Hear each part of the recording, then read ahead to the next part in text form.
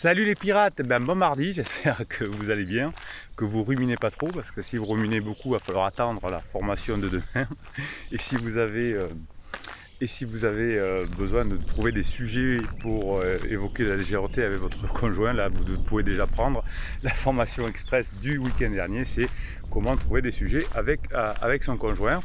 Alors d'abord quelques nouveautés, quelques nouvelles, hein. Vous savez que je vous ai expliqué dans le live de vendredi dernier que j'étais pas en forme, particulièrement fatigué, donc je me suis retrouvé dans une situation un peu difficile, donc je me suis retrouvé chez le médecin plus vite que ne pensais, donc oui, même le capitaine, vous voyez, le capitaine il a un épuisement professionnel, hein. Je me suis fait engueuler par le médecin, les médecins avaient raison finalement, hein.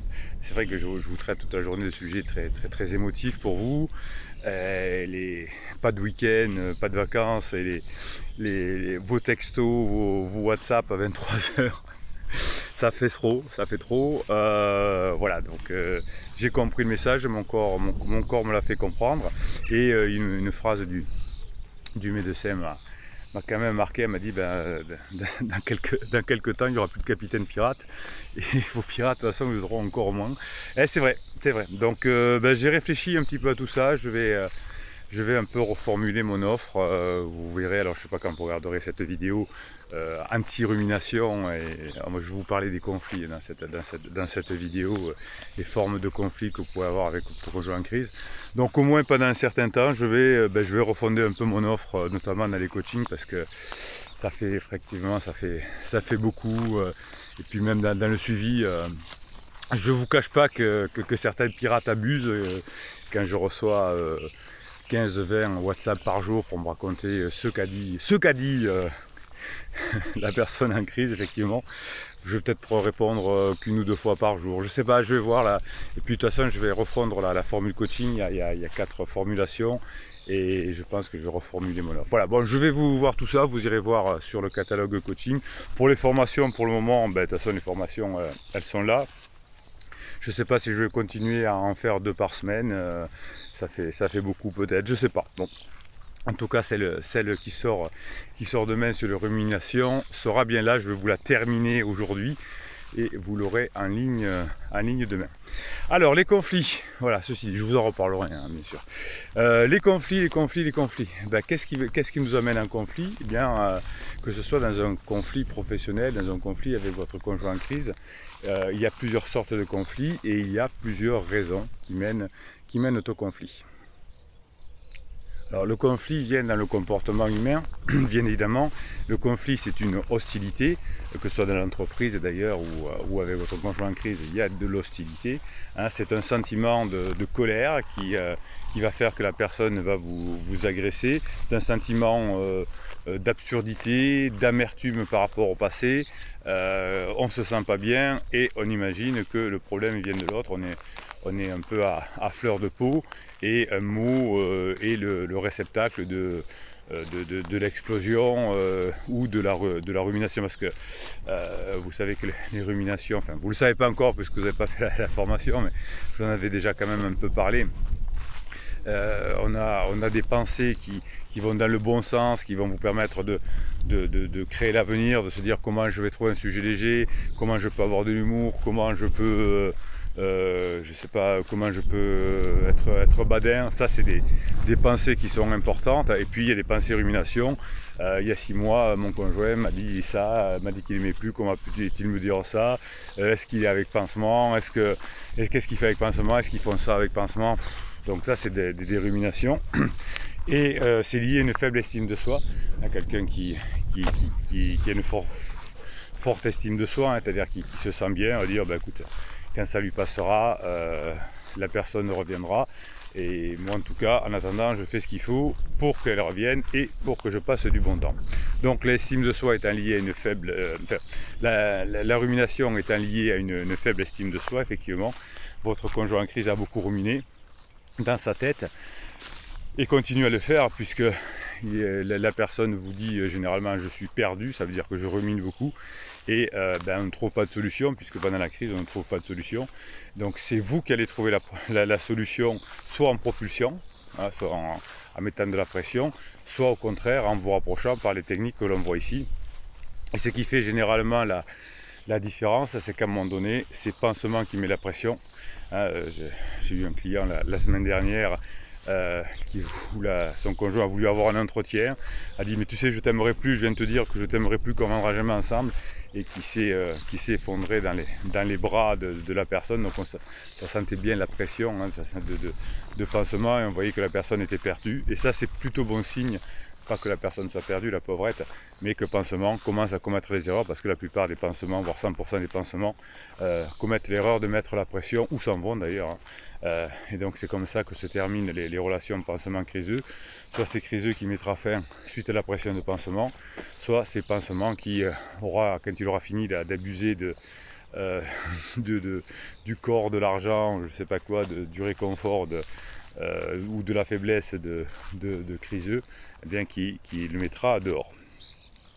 Donc finalement, si votre conjoint se sent menacé dans sa liberté ou des choses comme ça, eh bien il va se sentir humilié entre guillemets, il va se sentir faible, et il va avoir une hostilité envers vous, et finalement il va avoir du mal à créer une énergie positive avec vous.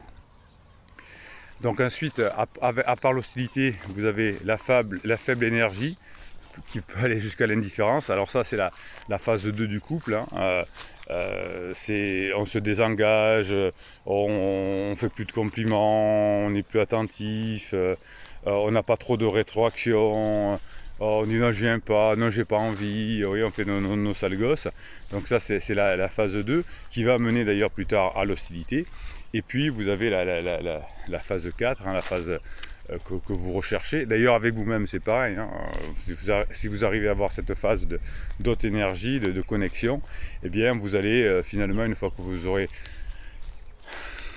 établi ce code comment dirais-je, d'harmonie, de connexion et d'appréciation mutuelle avec votre conjoint, eh bien vous arriverez à nouveau à avoir des échanges cordiaux, et finalement de pouvoir passer un bon moment. Évidemment, vous voyez que sur notre team family de pirates, eh bien on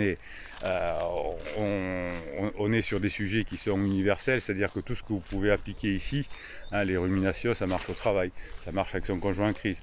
Dans le travail, on a des groupes qui sont hostiles, on a des groupes qui sont indifférents, on a des groupes qui sont hautement connectés. Et ça va dépendre dans le domaine du travail du manager. Ben vous, actuellement, votre conjoint est en crise, et donc vous allez être le manager de votre couple. Donc face à la frustration, pourquoi votre conjoint en crise est plein d'hostilité? Eh bien, face à cette frustration, votre conjoint va amener à avoir des mots qui vont entraîner un conflit, parce que vous ne savez pas le gérer au départ, vous êtes un bébé pirate. Et finalement, il y a 3 grosses hypothèses. C'est que votre conjoint va vous accuser.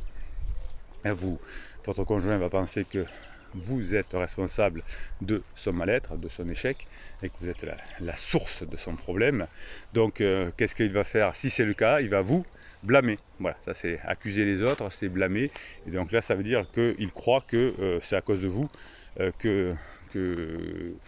qui n'est pas bien. Et comme il est submergé, ou comme elle est submergée, votre conjoint est submergé par ses émotions, eh bien, il n'arrive pas, évidemment, à faire la différence entre ce qui est la réalité et ce qui ne l'est pas. Donc, il se retrouve submergé par ses émotions, et c'est-à-dire que c'est un terme de rétroaction biologique. Et finalement, il va retourner contre vous son sentiment de colère. Il a d'abord un sentiment de colère contre vous, et comme au bout du moment ça lui fait trop mal, il va faire une boucle de colère contre vous. Et comme vous, soit vous allez vous défendre, soit vous allez l'accuser à son tour, soit vous allez dire que c'est injuste, etc. Eh bien, ça va alimenter sa colère, et ça va lui permettre de sortir sa colère. Il va se sentir mieux après, et il va être sûr que le problème venait de vous. Donc finalement, la colère de votre conjoint va le forcer au départ à entrer en conflit avec vous. Alors ça pourrait d'ailleurs ensuite, quand ce sera plus vous, parce que quand vous serez devenu un vrai pirate, il n'y aura plus de conflit avec vous, et donc ce sera généralement avec son patron, avec son collègue du bureau, avec ses enfants, ouais, c'est comme ça.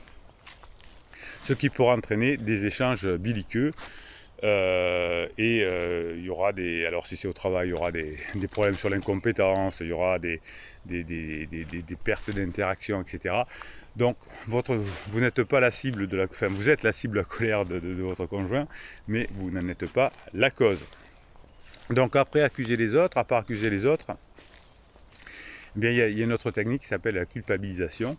Donc après une dispute, vous allez vous sermonner lorsque vous êtes persuadé que vous êtes dans votre bon droit et qu'il a été bafoué.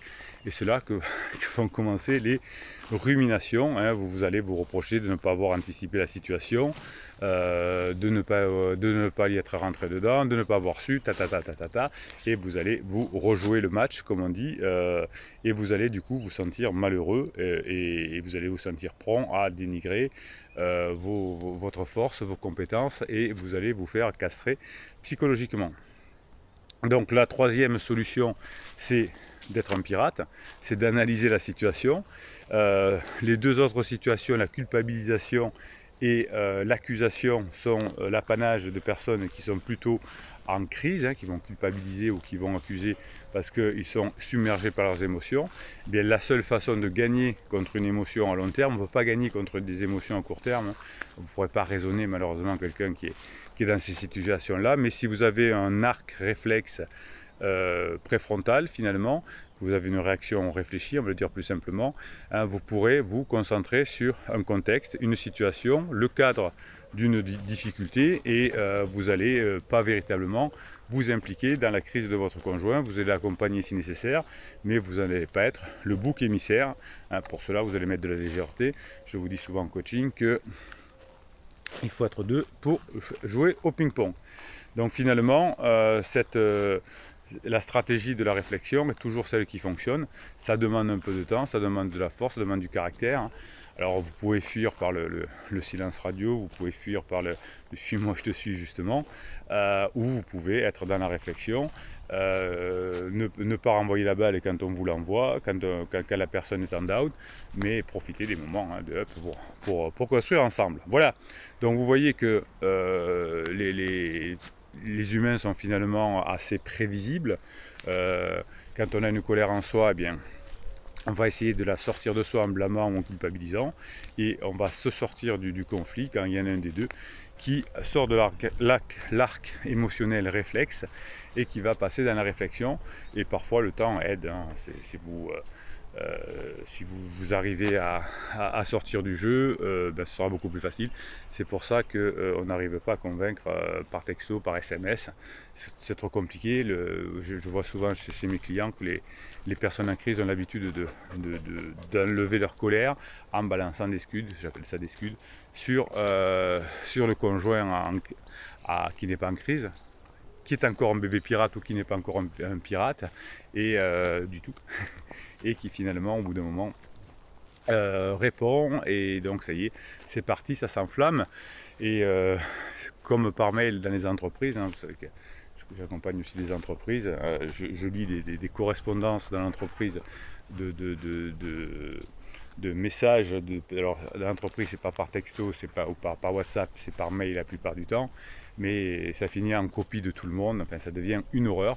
Donc évitez de trop communiquer par écrit, l'écrit servant à confirmer ce qu'on s'est dit par oral ou par donnant une précision. Par exemple, on est allé avec les enfants aujourd'hui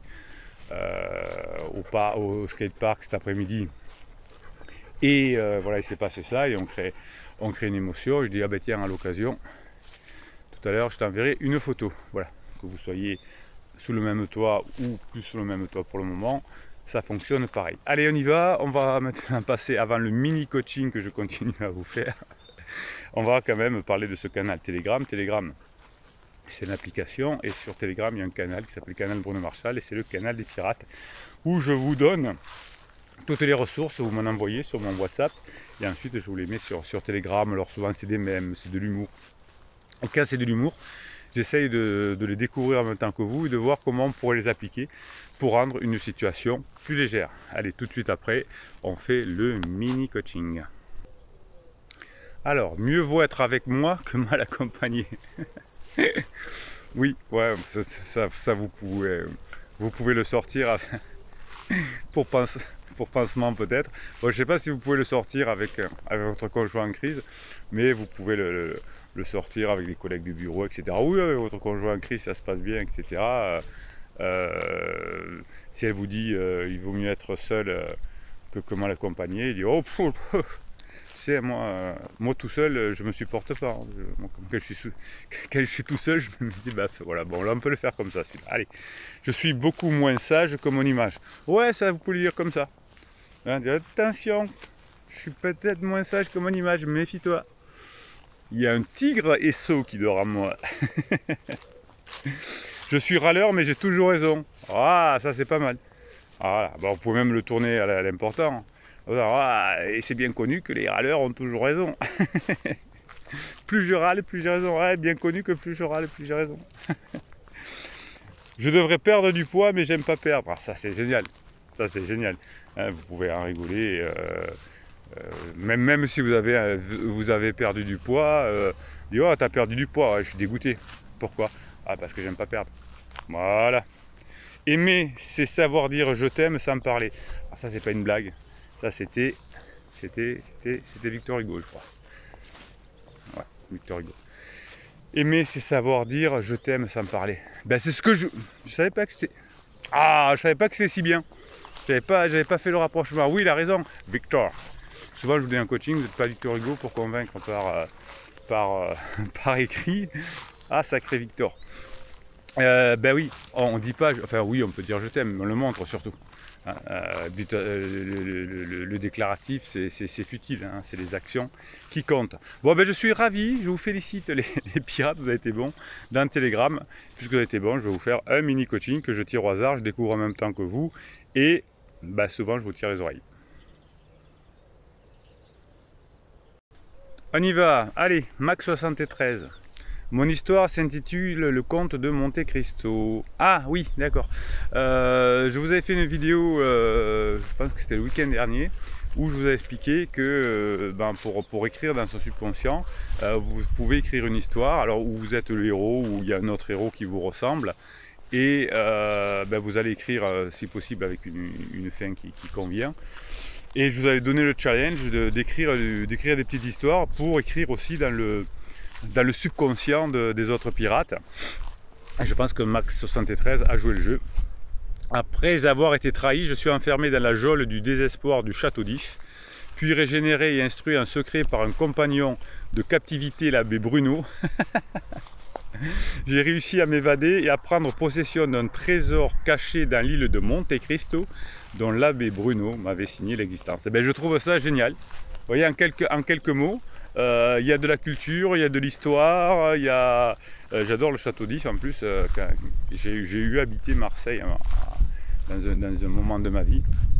Et j'avais un Zodiac et j'allais souvent faire le tour de l'île d'If, voilà, c'était du château d'If, pardon.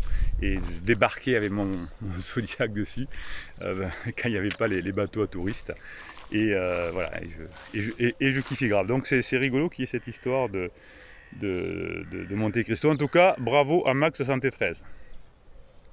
Bob le kiff. Aujourd'hui, aventure, je vais proposer une sortie à mes filles, la grande et la petite, en espérant que le temps s'améliore.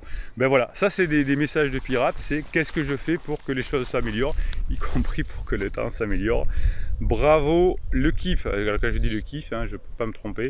Bon, là c'était Bob, hein, vous savez pourquoi vous vous appelez les kiffs, sinon vous regardez les vidéos précédentes. Allez, Vali 1578. Crise existentielle du criseux pendant 2 ans, séparation depuis 1 an, et depuis 1 mois, ouverture de dialogue, communication et partage. Ben voilà, c'est pas encore gagné, mais ce qui est vrai, c'est qu'il est resté la personne la plus précieuse pour moi, et qu'on avait besoin de se retrouver. On va lentement, l'échange est encore platonique, mais il est intense et partagé. Merci pour vos vidéos qui m'ont beaucoup aidé. Ben oui, quand on fait ce qu'il faut, des fois il faut du temps hein, à criseux pour se rendre compte. Ou à criseuse évidemment, mais voyez, si vous faites ce qu'il faut, si vous ne lâchez pas, même 1 an après la séparation, eh ben, le temps est avec vous. Nono répond, oui c'est normal, l'intimité est la chose qui revient en dernier. Bravo Nono, j'aurais dû le dire.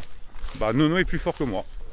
c'est vrai que j'aurais dû le dire, l'intimité, surtout, ouais, l'intimité, je veux dire surtout pour les femmes, c'est pas vrai, beaucoup pour les femmes, voilà, on va dire comme ça. Bravo Nono, le principal c'est qu'elle est déjà là.